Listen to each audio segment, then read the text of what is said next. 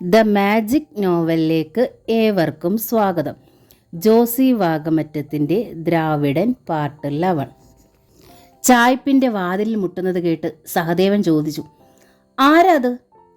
ഞാനാ, അന്തിനാട് ജോണി. മോനായി വാതിൽ തുറന്നു. അപ്പോൾ കാറ്റടിച്ച് കയറി വിളക്ക് കെട്ടു. മുറിയിലെ ഇരുട്ടിലേക്ക് ഒറ്റക്കയ്യൻ ജോണി കയറി. വാതിലടയ്ക്ക്, വിളക്ക് കൊളുത്തട്ടെ, ദേവസിക്കുട്ടി പറഞ്ഞു. ജോണി വാതിലടച്ചു. ജോസ് തീപ്പട്ടിക്കൊള്ളി ഉരച്ച് വിളക്ക് കൊളുത്തി. ആഹാ, എല്ലാവരും ഉണ്ടല്ലോ. എന്താ ഇവിടെ പരിപാടി? ജോണിച്ചനിരിക്കെ. സഹദേവൻ ഒതുങ്ങിയിരുന്നിട്ട് കട്ടിലിൽ ജോണിക്കും കൂടി ഇരിക്കാൻ സ്ഥലമുണ്ടാക്കി. ഞങ്ങൾ ചുമ്മാ ഓരോ നാട്ടുവർത്താനങ്ങൾ പറഞ്ഞുകൊണ്ടിരിക്കുകയായിരുന്നു. ജോണി അവരെ മാറി മാറി നോക്കി. നിങ്ങളുടെയൊക്കെ മുഖം കണ്ടിട്ട് ചുമ്മാ നാട്ടുവർത്താനം പറഞ്ഞുകൊണ്ടിരിക്കുന്ന ലക്ഷണമൊന്നും അല്ലല്ലോ. അതും ശരിയാ, സഹദേവൻ സമ്മതിച്ചു. എന്നോടെന്തിനാ അത്യാവശ്യമായിട്ട് വരാൻ പറഞ്ഞത്? ജോണി ചോദിച്ചു. സഹദേവൻ കൂട്ടുകാരെ നോക്കി. ആര് പറയണം എന്നൊരു സംശയം. ഒടുവിൽ സഹദേവൻ തന്നെ പറഞ്ഞു, ഞങ്ങൾ അവസാനത്തെ അടിക്ക് പ്ലാൻ ചെയ്തുകൊണ്ടിരിക്കുക. അറ്റ കൈക്ക് ഒറ്റ ശ്രമം കൂടി. മനസ്സിലായില്ല?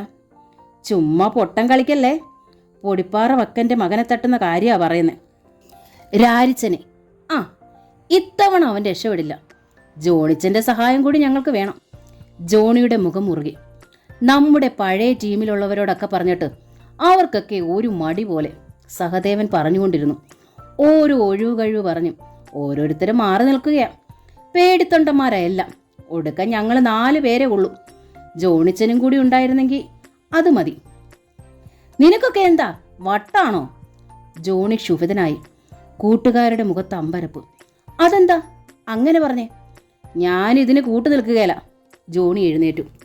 പേടിയാണെങ്കിൽ പോയിക്കോ, ഞങ്ങൾ മതി. അല്ലെങ്കിൽ ഈ ഒറ്റ കൈ കൊണ്ട് എന്താകാനാ? അതും കൂടി പോയാലൊന്ന് പേടി കാണും. സഹദേവൻ പരിഹസിച്ചു.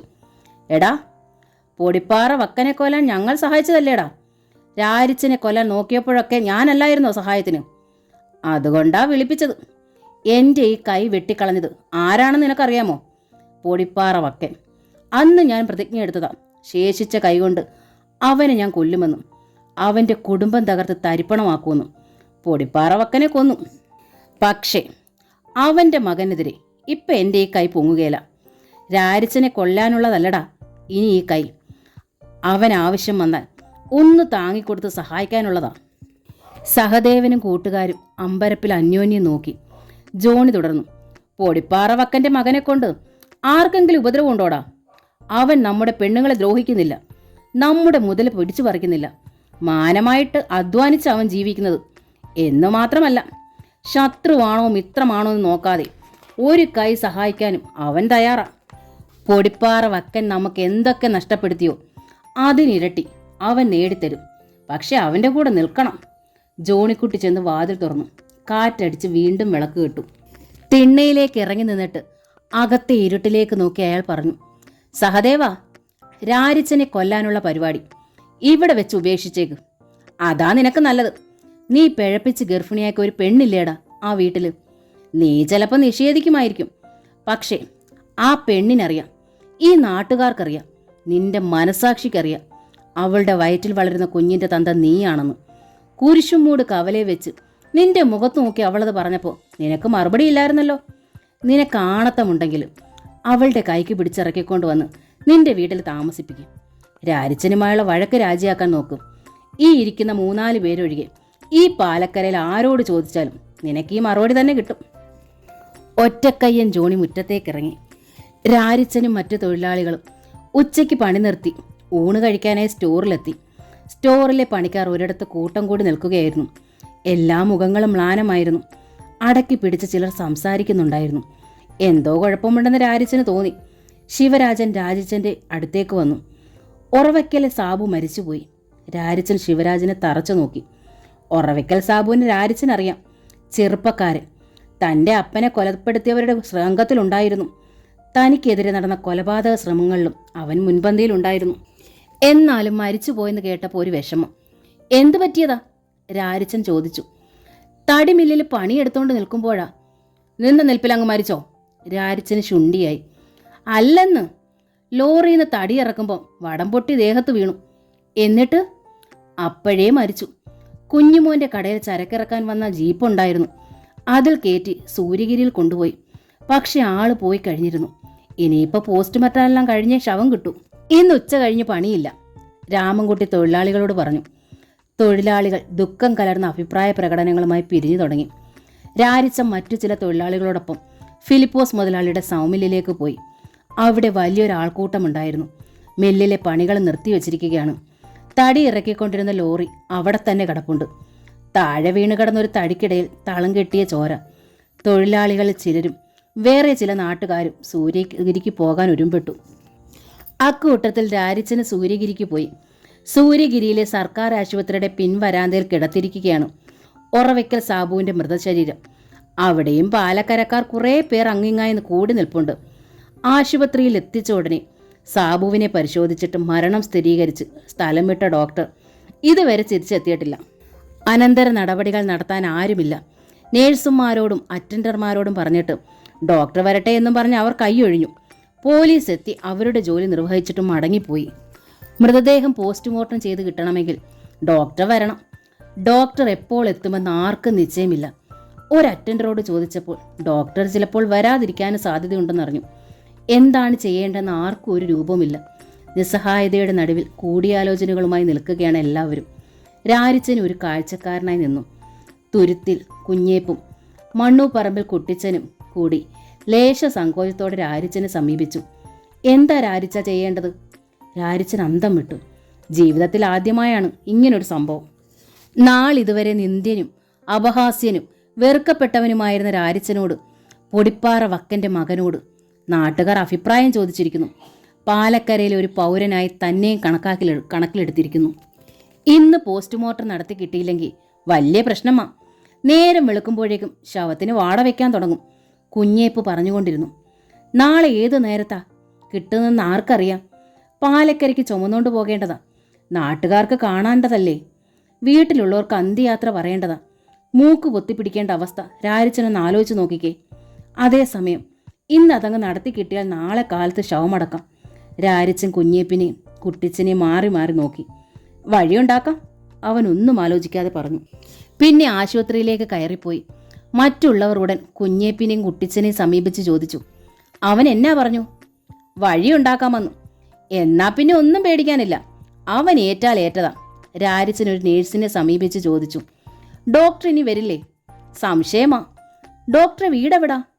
അവിടെ പോയിട്ടും കാര്യമൊന്നുമില്ല, വീടെവിടാണെന്ന് പറഞ്ഞാൽ മതി. നേഴ്സ് അത് പറഞ്ഞു കൊടുത്തു. രാരിച്ചൻ പുറത്തു വന്നു. കുഞ്ഞേപ്പിനെയും കുട്ടിച്ചനെയും വിളിച്ചു പറഞ്ഞു, ഡോക്ടറുടെ വീട് വരെ ഒന്ന് പോകണം, നിങ്ങളും എൻ്റെ കൂടെ വരണം. ടാക്സി ജീപ്പ് പിടിച്ച് അവർ ഡോക്ടറുടെ വീട്ടിലെത്തി. കാർ പോർച്ചിൽ ഡോക്ടറുടെ കാർ കിടപ്പുണ്ടായിരുന്നു. രാരിച്ചൻ സിറ്റൗട്ടിലേക്ക് കയറി ചെന്ന് വാതിലിൽ മുട്ടി വിളിച്ചു. പിന്നെ കുറേ കൂടി ശക്തിയിൽ മുട്ടി വിളിച്ചു. ഡോക്ടർ വന്ന് വാതിൽ തുറന്നു. അയാൾ എവിടേക്കോ പോകാൻ ഡ്രസ്സ് ചെയ്തുകൊണ്ടിരിക്കുകയാണെന്ന് രാരിച്ചന് തോന്നി. ഡോക്ടർ ദേഷ്യത്തോടെ രാരിച്ചനെ നോക്കി. ഇയാളാരാ? താനെന്താ വാതിലിടിച്ച് പൊളിക്കാൻ ഇറങ്ങിയിരിക്കുകയാണോ? കോളിംഗ് ബെൽ വെച്ചിരിക്കുന്നത് തനിക്ക് കണ്ടുകൂടെ? ക്ഷമിക്കണം ഡോക്ടറെ, സ്വിച്ചിലൊന്നും ഞെക്കി ശീലമില്ല. കറണ്ടില്ലാത്ത നാട്ടിൽ നിന്ന് വരികയാ. എന്താ കാര്യം? പാലക്കരയിൽ നിന്ന് തടി വീണ് ചത്ത ഒരുത്തനെ കൊണ്ടുവന്നിരുന്നല്ലോ. ശവം പോസ്റ്റ്മോർട്ടം ചെയ്ത് കിട്ടിയിരുന്നെങ്കിൽ അതിന് നാളെ പറ്റൂ. അതെന്തിനാ നാളെ ആക്കുന്നേ? ഇന്ന് തന്നെ ചെയ്ത് കിട്ടിയിരുന്നെങ്കിൽ ഞങ്ങൾക്ക് വലിയ ഉപകാരമായിരുന്നു. അങ്ങനെ നിങ്ങളുടെ സൗകര്യത്തിനകത്ത് കാര്യങ്ങൾ നടത്താൻ പറ്റില്ല. അങ്ങനെ പറഞ്ഞാൽ എങ്ങനെയാ? ഞങ്ങളുടെ സൗകര്യം നോക്കാനല്ലേ സർക്കാർ ശമ്പളം തന്ന ഡോക്ടറെ വെച്ചിരിക്കുന്നത്. താൻ എന്നെ ചട്ടം പഠിപ്പിക്കുക? താനാരാ? രാരിച്ചൻ എന്നാ പേര്. വീട് പാലക്കരയിൽ. ഇന്ന് സാധ്യമല്ലെന്ന് പറഞ്ഞില്ലേ? ഉച്ചയ്ക്ക് മുമ്പ് ശവം ആശുപത്രിയിൽ എത്തിച്ചതല്ലേ ഡോക്ടറെ? പോലീസിന്റെ ജോലിയും തീർത്തതല്ലേ? വേണമെങ്കിൽ അപ്പം തന്നെ പോസ്റ്റ്മോർട്ടം നടത്താൻ ഇഷ്ടം പോലെ സമയമുണ്ടായിരുന്നല്ലോ. ഡോക്ടറുടെ നെറ്റി ചുളിഞ്ഞു. താൻ തൻ്റെ പണിക്ക് പോടും. ഡോക്ടർ വാതിൽ വലിച്ചടച്ചു.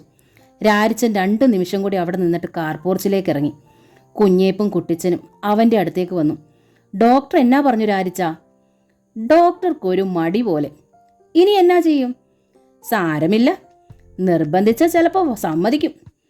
അയാൾ വലിയ ദേഷ്യത്തിലാണല്ലോ വാതിലൊക്കെ വലിച്ചടച്ചത്. ദേഷ്യമൊക്കെ നമുക്ക് മാറ്റാം. അല്പം കഴിഞ്ഞപ്പോൾ ഡോക്ടറും ഭാര്യയും കുട്ടിയും കൂടി അണിഞ്ഞൊരുങ്ങി കാർപോർച്ചിലേക്ക് ഇറങ്ങി വന്നു. താൻ ഇതുവരെ പോയില്ലേ? ഡോക്ടർ രാരിച്ചനെ തറച്ചു നോക്കി. വന്ന കാര്യം സാധിക്കാതെ എങ്ങനെയാ പോകുന്നേ? ഇന്ന് നടക്കില്ലെന്ന് ഞാൻ പറഞ്ഞല്ലോ. നടക്കുമെന്നൊരു തോന്നൽ. ഡോക്ടറുടെ ബുദ്ധിമുട്ട് കൂലിയൊക്കെ ഒപ്പിച്ചു തരാം. എത്രയാണെന്ന് പറഞ്ഞാൽ മതി. എന്തൊക്കെയായാലും ഇന്ന് പറ്റില്ല. താൻ പോയിട്ട് നാളെ രാവിലെ വാ. ഡോക്ടറെ കൊണ്ടുപോകാൻ ഞങ്ങൾ ടാക്സി പിടിച്ചുകൊണ്ട് വന്നിട്ടുണ്ട്. ഞങ്ങളൊരു ഫംഗ്ഷന് പോവുകയാണ്. ഡോക്ടർ വാച്ചിൽ നോക്കി. ഇപ്പം തന്നെ സമയം വൈകി. അയാൾ ഡോർ തുറന്ന് കാറിൽ കയറി. പിറകെ ഭാര്യയും കുട്ടിയും കയറി. ഡോക്ടർ കാർ സ്റ്റാർട്ട് ചെയ്തു. രാരിച്ചൻ കാറിന് മുന്നിൽ കയറി നിന്നു. ഡോക്ടർ തല വെളിയിലേക്കിട്ട് ആജ്ഞാപിച്ചു, മാറി നിൽക്കടോ. രാരിച്ചൻ അവിടെ തന്നെ നിന്നു. ഡോക്ടർ കുപിതനായി ഡോർ തുറന്നിറങ്ങി വന്നു. താനെന്താ കെരാവോയും പിക്കറ്റിങ്ങും കളിക്കുന്നോ? ഡോക്ടറെ, ആ പോസ്റ്റ്മോർട്ടത്തിൻ്റെ കാര്യത്തിലൊരു തീരുമാനം ഉണ്ടാക്കിയിട്ട് പോയാൽ മതി. തന്നോട് ഞാനല്ലേ പറഞ്ഞത് പറ്റത്തില്ലെന്നും. എനിക്കൊരു പാർട്ടിക്ക് പോകണമെന്ന്. പാർട്ടിയിൽ ജീവനുള്ള മനുഷ്യരല്ലേ സാറേ ഉള്ളത്. കുറച്ച് വൈകിയാലും കുഴപ്പമൊന്നുമില്ല. ഇതൊരു ശവമാ. വൈകിയാൽ കേടായി പോവും. താനെന്താ ഭീഷണിപ്പെടുത്തുകയാണോ? അതെ, ആ ശവം പോസ്റ്റ്മോർട്ടം ചെയ്യാതെ ഡോക്ടർ ഇന്ന് എങ്ങോട്ടും പോകുന്നില്ല. കോപാധിക്യത്താൽ ഡോക്ടറുടെ മുഖം ചുവന്നു തൊടുത്തു. മൂക്കിൻ തുമ്പ് വിറച്ചു. സ്കൗണ്ടറൽ, നിന്നോടല്ലേ മാറി നിൽക്കാൻ പറഞ്ഞത്? ഡോക്ടർ അവനെ തള്ളി നീക്കാൻ ഭാവിച്ചു. രാരിച്ചൻ ഡോക്ടറുടെ കയ്യിൽ കടന്നു പിടിച്ചു. ഡോക്ടർ കൈ കുതിർക്കാൻ ശ്രമിച്ചെങ്കിലും കഴിഞ്ഞില്ല. ഇരുമ്പ് കമ്പി വളച്ചിട്ട പോലെ രാരിച്ചൻ്റെ വിരലുകൾ മുറുകിയിരുന്നു. ഞാനൊരൊറ്റ അടിയടിക്കും. ഡോക്ടറുടെ മുൻനിരയിലെ 8 പല്ലെങ്കിലും മാറ്റിവെക്കേണ്ടി വരും. പോസ്റ്റ്മോർട്ടം നടത്തുന്നോ അതോ ദന്ത ഡോക്ടറെ അടുത്ത് പോകുന്നോ? രണ്ടിലൊന്ന് തീരുമാനിക്കാൻ 5 മിനിറ്റ് തരാം. കാരിരുമ്പ് പോലെ കഠിനമായിരുന്നു രാരിച്ചൻ്റെ വാക്കുകൾ. അവൻ ഡോക്ടറുടെ കയ്യിൽ നിന്ന് പിടിവിട്ടു. പിന്നെ മുറ്റത്തേക്ക് നടന്നു പോയി ഗേറ്റ് അടച്ച് ഓടാമ്പലിട്ടു.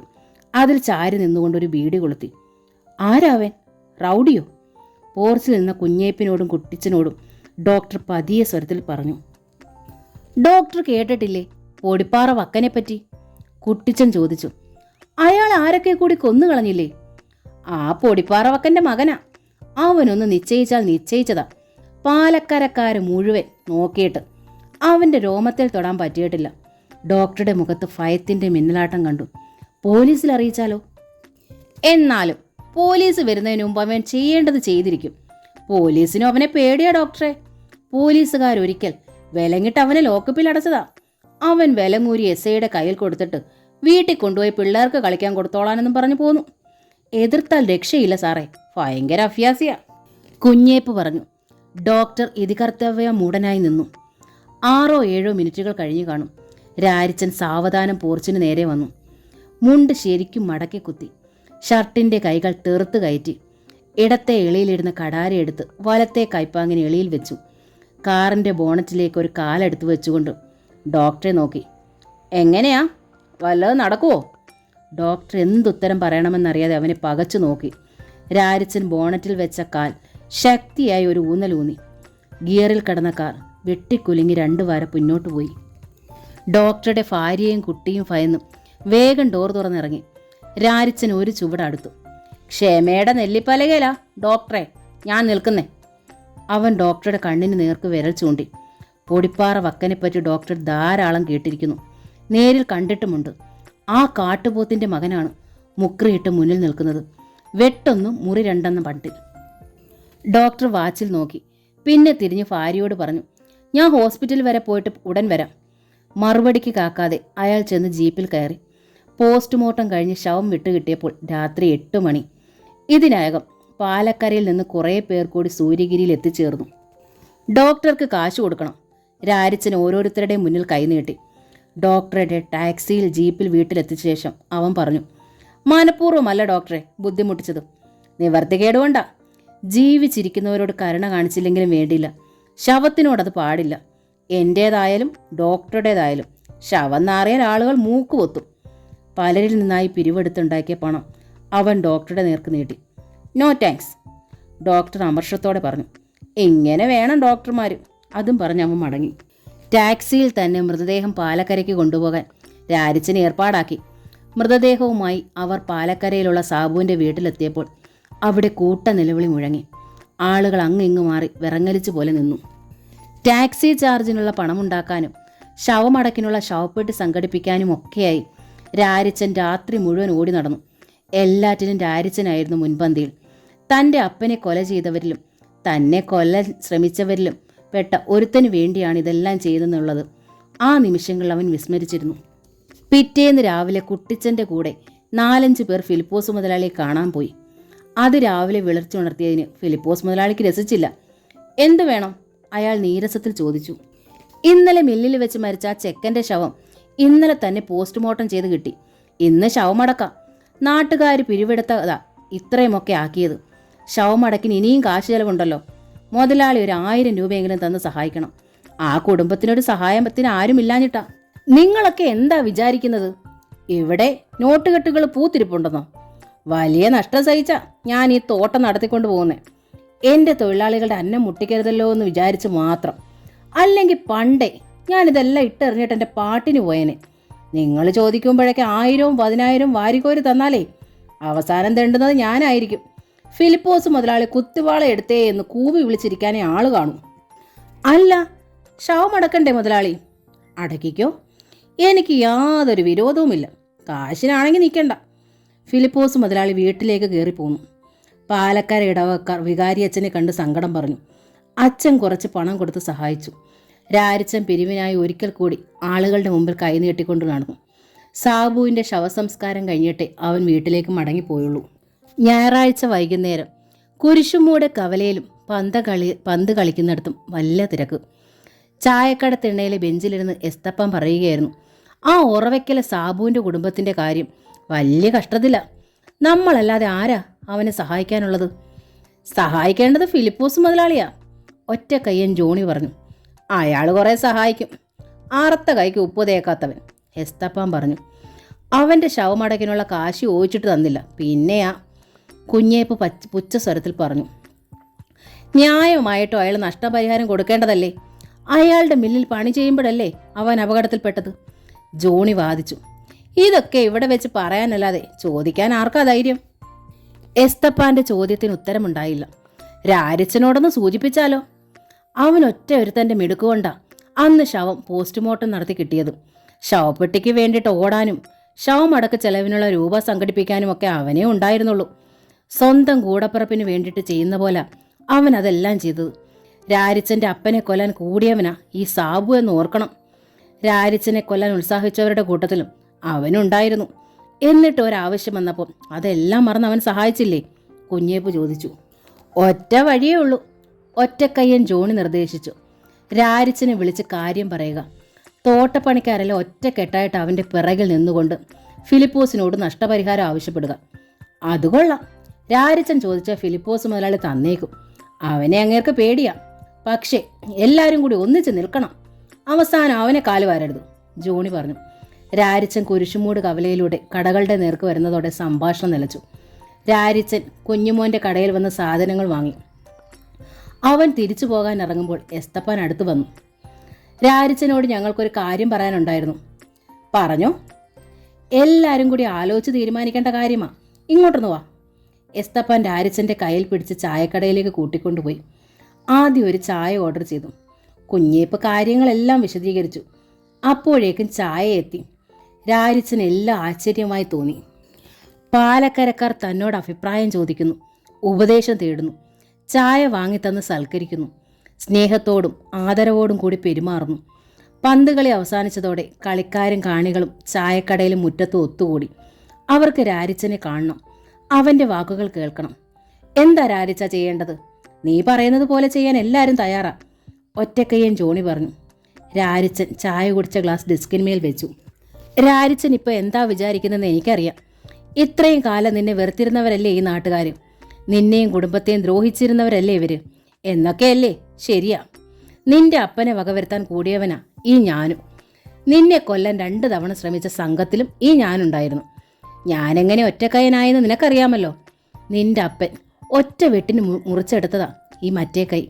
അതെല്ലാം കഴിഞ്ഞുപോയി. ഇന്ന് ഈ നാട്ടുകാർക്ക് നിന്നോടോ കുടുംബത്തോടോ ഒരു വിരോധവുമില്ല. മറിച്ച് ഇഷ്ടമേ ഉള്ളൂ. നീ നല്ലവനാണ്, ഞങ്ങൾക്കെല്ലാം അറിയാം.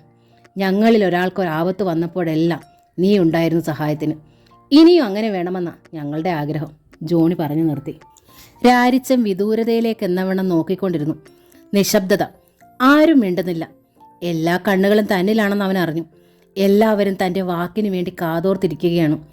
പൊടിപ്പാറ വക്കൻ്റെ മകന് ഒരിക്കൽ ഈ രംഗം സ്വപ്നം കാണാൻ കഴിയുമായിരുന്നോ? രാരിച്ചൻ ഒന്നും പറഞ്ഞില്ല. ജോഡി ഓർമ്മിപ്പിച്ചു. ഞാൻ ചോദിക്കാം ഫിലിപ്പോസ് മുതലാളിയോട്. നഷ്ടപരിഹാരം കൊടുക്കാൻ അയാൾക്ക് കടമയുണ്ട്. നമുക്കത് വാങ്ങിക്കൊടുക്കുകയും ചെയ്യാം. പക്ഷേ എല്ലാവരും എൻ്റെ കൂടെ നിൽക്കണം.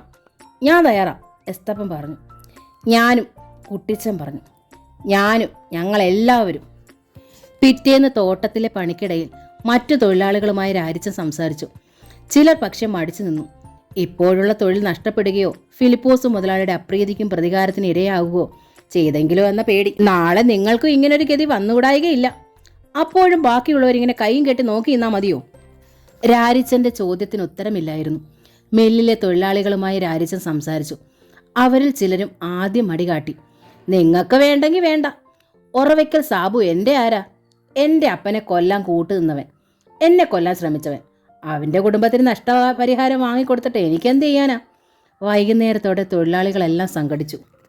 രാരിച്ചൻ്റെ നേതൃത്വത്തിൽ അവർ ഫിലിപ്പോസ് മുതലാളിയുടെ വീട്ടുമുറ്റത്തെത്തി.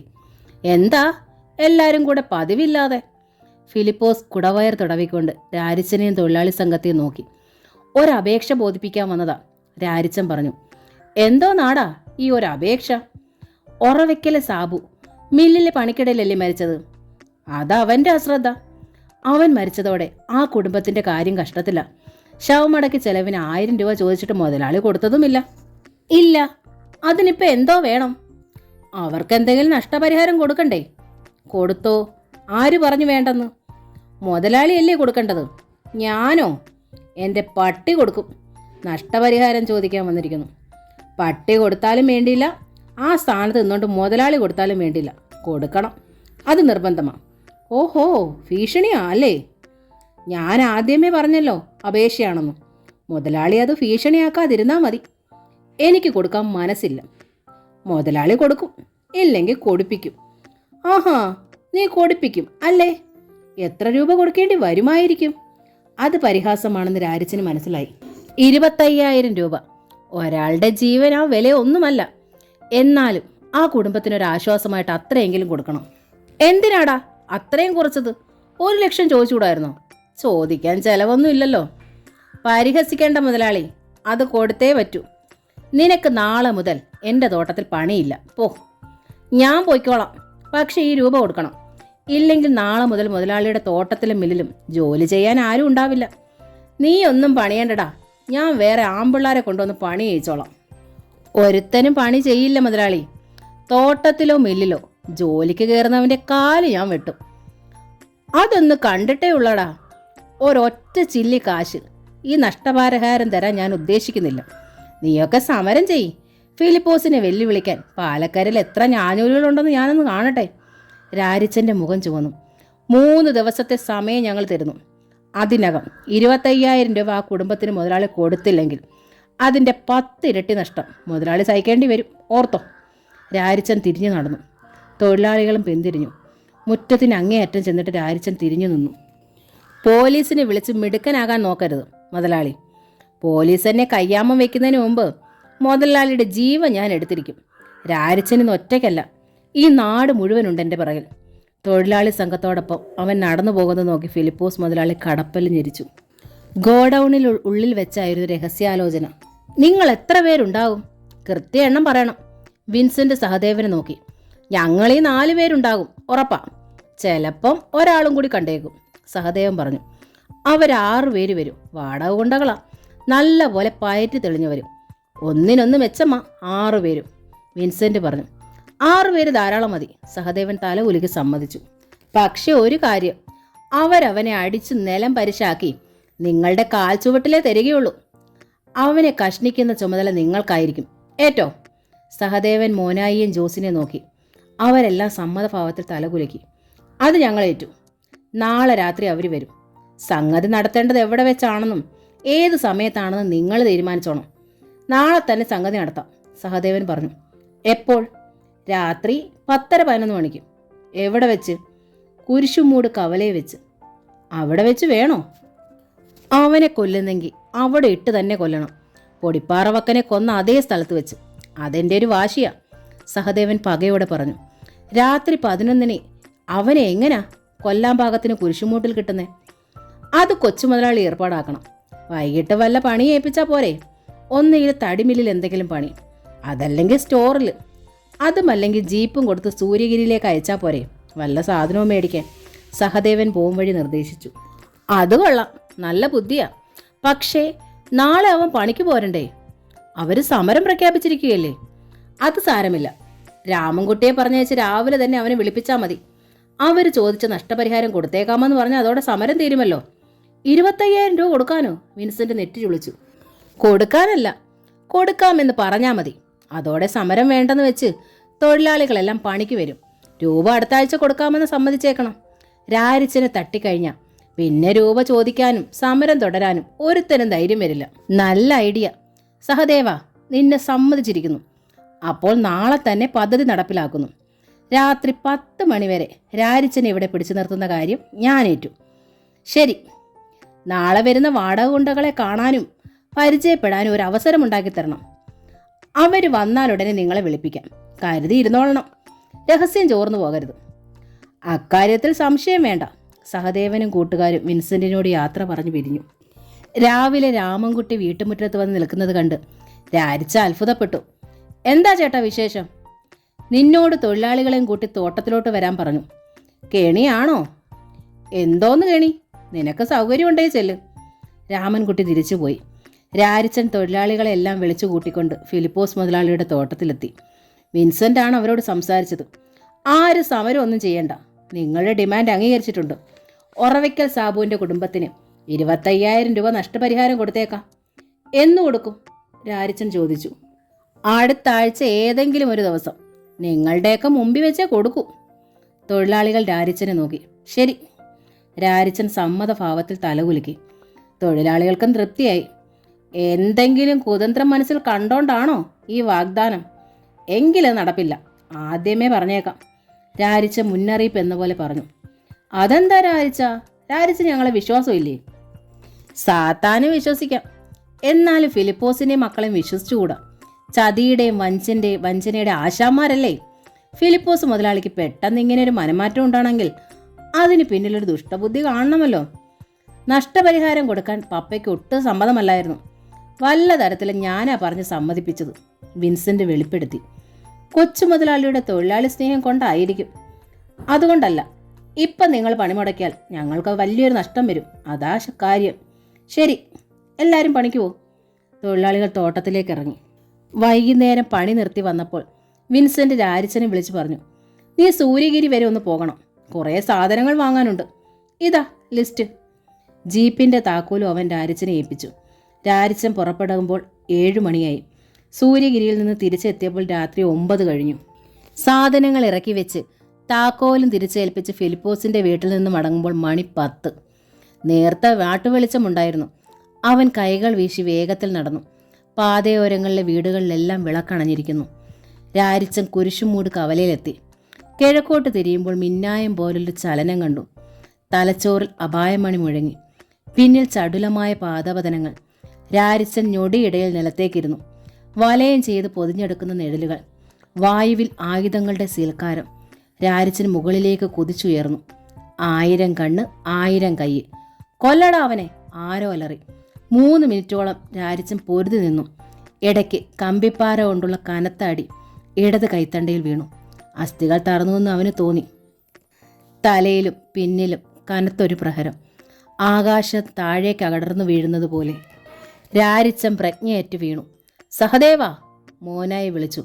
സഹദേവന്റെ കയ്യിൽ വീതിയിലൂടെ വായ്ത്തല മിന്നി. പട്ടിയുടെ മോനെ, കുറെ കളിച്ചില്ലേടാ. നിന്റെ എല്ലാ കളി ഇതോടെ തീർന്നു. നിന്റെ തന്തയുടെ ചോര വീണെടുത്ത് തന്നെ നിന്റെ അന്ത്യം. സഹദേവൻ പല്ലിളിച്ചുകൊണ്ട് അവൻ്റെ നെഞ്ചിലേക്ക് കാൽ കയറ്റി വെച്ചു. വേലിക്കൽ പാപ്പി കഞ്ചാവ് ചേർത്ത് തെറുത്ത് പന്തം പോലെ ആക്കിയ ബീഡിയും കൊളുത്തി ഷാപ്പിൽ നിന്നിറങ്ങി വീട്ടിലേക്ക് നടക്കുകയായിരുന്നു. കുരിശുമൂട് കവലയിലെത്തിയപ്പോഴാണ് റോഡിൽ വലിയ അടികലശൽ നടക്കുന്നത് കണ്ടത്. 5 മിനിറ്റ് മുമ്പ് രാരിച്ചൻ കടന്നു പോകുന്നത് ഷാപ്പിലിരിക്കുമ്പോൾ അയാൾ കണ്ടിരുന്നു. ഒരു നിമിഷം അറച്ചു നിന്ന പാപ്പി കുറുവഞ്ചേരി കുഞ്ഞോപ്പൻ്റെ വീട്ടിലേക്ക് ഓടി. വാതിലിൽ തട്ടി വിളിച്ചു. കുഞ്ഞാപ്പനും ആൺമക്കളും വേഗം വാതിൽ തുറന്നിറങ്ങി വന്നു. നമ്മുടെ രാരിച്ചനെ ആരാണ്ടൊക്കെ കൂടി കുരിശുമൂട്ടിലിട്ട് അടിക്കുന്നു, പാപ്പി വേവലാതിയോടെ പറഞ്ഞു. എന്നിട്ട് അടുത്ത വീട്ടിന് നേർക്ക് പാഞ്ഞു. കുഞ്ഞാപ്പൻ ഇറങ്ങി ഒറ്റക്കയ്യൻ ജോണിയുടെ വീട്ടിലേക്ക് നീങ്ങി. കുരിശുമൂട് കവലയ്ക്ക് സമീപമുള്ള ഓരോ വീടിൻ്റെയും വാതിലിൽ മുട്ടി വിളി ഉയർന്നു. അറിഞ്ഞില്ലേ, നമ്മുടെ രാരിച്ചനെ കുരിശുമൂട്ടിലിട്ട് തല്ലിക്കൊല്ലുന്നു. സഹദേവൻ മുന്നോട്ട് കുനിഞ്ഞതും അവൻ്റെ കയ്യിലെ വീതുളിയുടെ വായ്ത്തല തിളക്കവും രാരിച്ചന് കാണാമായിരുന്നു. നിന്റെ തന്ത പൊടിപ്പാറ വക്കൻ്റെ കുടൽമാല തോണ്ടിയെടുത്ത അതേ സ്ഥലം തന്നെയാണടാ ഇത്. ഇവിടെ തന്നെ ചാകാൻ നിനക്ക് ഭാഗ്യമുണ്ടായല്ലോ. സഹദേവൻ പല്ല് ഞെരിച്ചുകൊണ്ട് നെഞ്ചിന് നേർക്ക് ഉളി ചൂണ്ടിയതും രാരിച്ചൻ കാൽ വലിച്ചെടുത്ത് അവൻ്റെ മുഖത്ത് തന്നെ ഒരടി അടിച്ചത് ഒപ്പം കഴിഞ്ഞു. സഹദേവൻ മലച്ചുപോയി. ഫിലിപ്പോസിൻ്റെ വാടാകുണ്ടകൾ ഉടൻ ചാടി വീണു. അവൻ്റെ കാലും കൂടി കൂച്ചിക്കെട്ട് സഹദേവൻ അലറി. രാരിച്ചൻ സകല കരുത്തുമെടുത്ത് ഒരിക്കൽ കൂടി പൊരുതാൻ ശ്രമിച്ചു. പക്ഷേ ഗുണ്ടകൾ അവൻ്റെ കാലുകൾ പിടിച്ചടക്കി കഴിഞ്ഞിരുന്നു. തോർത്തുകൊണ്ട് കണങ്കാലുകൾ ചുറ്റി വരിയുന്നതിനിടയിൽ കുരിശുമൂടിന് താഴെ നിന്ന് വലിയൊരു ആരവം കേട്ടു. ജോസി വാകമറ്റത്തിൻ്റെ ദ്രാവിഡൻ എന്ന നോവലിൻ്റെ ഈ ഭാഗം ഇവിടെ പൂർണ്ണമാവുകയാണ്. ഈ നോവൽ നിങ്ങൾക്ക് ഇഷ്ടമായെങ്കിൽ സബ്സ്ക്രൈബ് ചെയ്യാതാണ് നിങ്ങൾ ഈ നോവൽ കാണുന്നതെങ്കിൽ പ്ലീസ് ഒന്ന് സബ്സ്ക്രൈബ് ചെയ്യണേ. താങ്ക്